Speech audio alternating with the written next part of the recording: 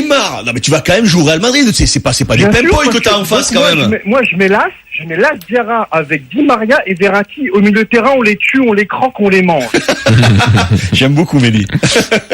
C'est un poète. Non, mais en plus, Di Maria. C'est trop audacieux ce que dit Mehdi, là? Non, mais dans la décima, il jouait plutôt en 10, Di Maria. Il jouait dans un milieu à 3. Il jouait, ouais, mais plus dans l'axe, quand même, qu'aurait fait Rabiot, quoi. Mais. Dans un milieu à 3. T'as besoin, qu'au match retour, peut-être, je sais pas.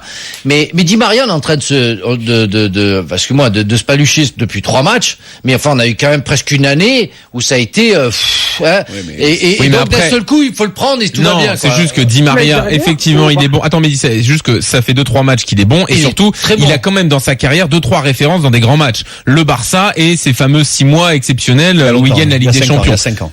Oui, ça date. Mais le Barça, c'était il y a moins longtemps quand même, le match aller du Barça. Il y a 5 ans, je veux dire, moi, il y a 20 ans. Non, le match aller du Barça, c'était pas il y a 5 ans, c'était il y a 1 an, en fait. Tu trouves pas, Mehdi, que c'est un peu présomptueux ta composition d'équipe quand même? Moi, je trouve qu'elle est solide, c'est des guerriers. Aujourd'hui, vous savez ce qu'il a dit aujourd'hui, Daniel Alves? Il a dit les Argentins sont des guerriers. Il a tout dit quand il a dit ça.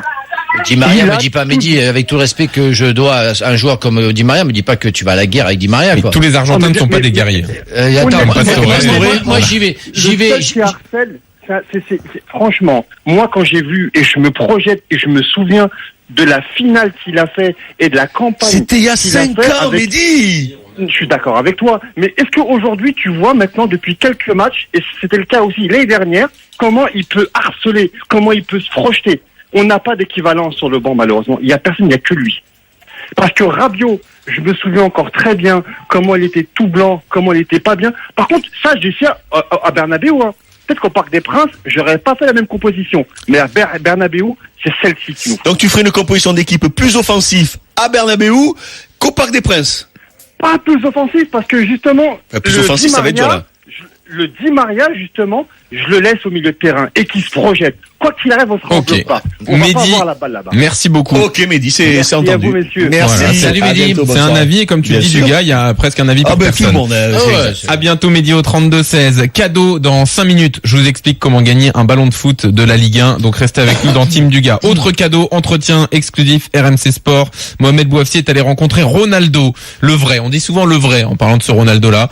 Celui qui a été muselé un soir de juillet 98 par Franck Leboeuf. Il en fait encore des cauchemars. Eh bien, il s'est exprimé en exclusivité sur ce Real PSG. Il a joué au Real. Il adorait la vie parisienne et le PSG. Il l'a dit dans cette interview. Et Mohamed lui a demandé... Plus la vie parisienne que le PSG, peut-être, non? Ah, il dit qu'il aurait rêvé de jouer au PSG maintenant. C'est marrant, hein. Mais donc, on lui a demandé qui était le favori pour cette rencontre. Comment il voyait cette opposition en 8e de Ligue des Champions entre le Real et le PSG. Difficile de sortir un favori maintenant.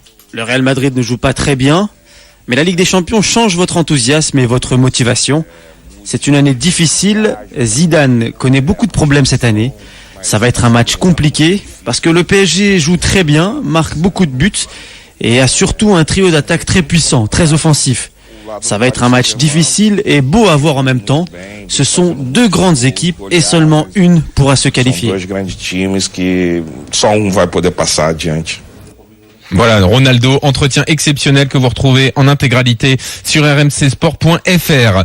Je voulais également vous donner dans le feuilleton Real PSG des nouvelles du match de Coupe de France côté parisien. Lassana Dira, c'est une bonne option pour commencer, a dit aujourd'hui Unai Emery. Donc peut-être titulaire. Mota revient de blessure, il s'est entraîné dimanche, mais pour demain et la Coupe de France, c'est compliqué. Lo Celso suspendu pour cette rencontre.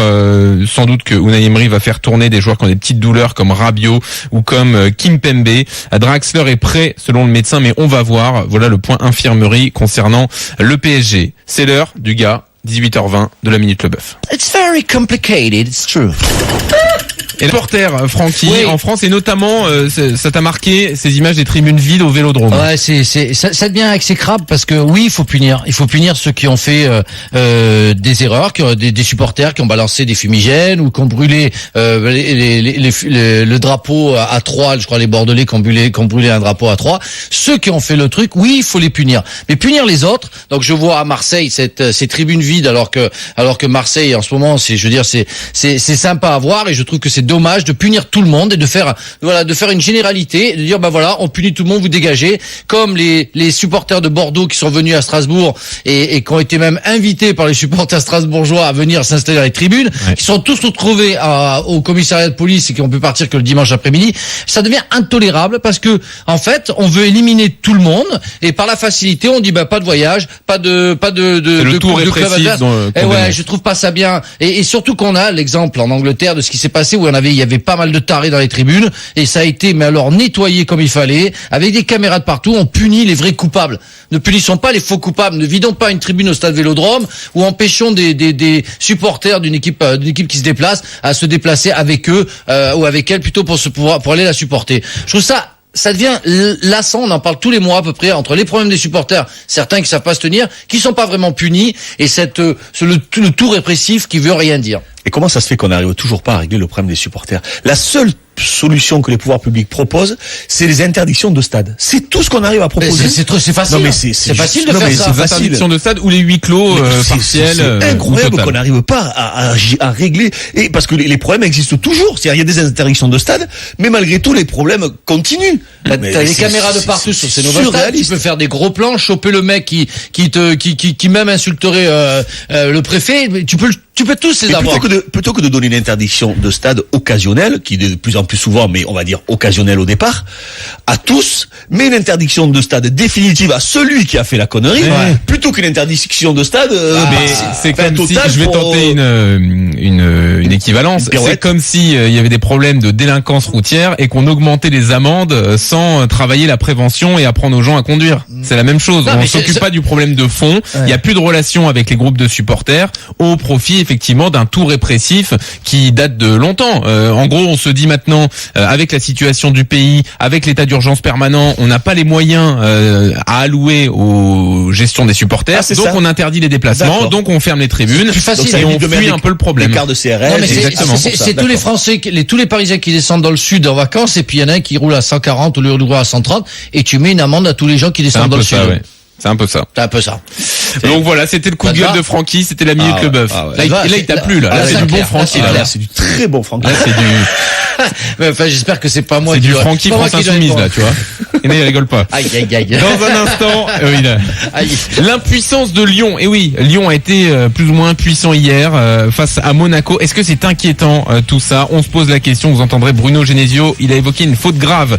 Cadeau tout de suite sur RMC.